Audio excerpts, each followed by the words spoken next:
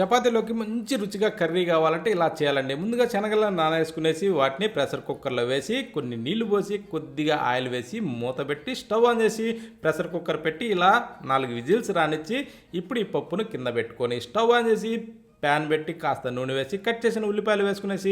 చెక్క, లవంగ, యాలకులు ఇవి వేసాక కొత్తిమీరను కూడా వేసుకొని కొంచెం పుదీనా వేసి ఇలా బాగా ఫ్రై చేసి వీటిని చల్లార్చి ఒక మిక్సీ జారీ తీసుకునేసి మిక్సీ జారీలో ఈ చల్లార్చిన వాటిని వేసుకునేసి కొద్దిగా నీళ్ళు పోసి ఇలా పేస్ట్ చేసి ఈ పేస్ట్ని కాస్త పక్కన పెట్టి స్టవ్ మీద ప్యాన్ పెట్టుకొని కొంచెం నూనె వేసి దాంట్లో ఇప్పుడు గ్రైండ్ చేసిన ఆ పేస్ట్ వేసి అల్లం వెల్లుల్లి పేస్ట్ వేసి ఇలా బాగా వేగనిచ్చి పసుపు, కారము, ధనియాల పొడి, గరం మసాలా, సాల్ట్ కూడా వేసి ఇలా కలుపుతూ వేగనిచ్చి ఉడకబెట్టిన శనగలను వేసుకునేసి ఈ విధంగా కలిపి ఆ తర్వాత చీరిన పచ్చిమిరపకాయలు వేసి ఇలా కలిపాక తగినన్ని నీళ్లు పోసుకునేసి రుచి సరిపడా సాల్ట్ వేసి మూత పెట్టి ఇలా ఉడికించుకొని మీదకించి కొత్తిమీర చల్లుకొని తింటే సూపర్.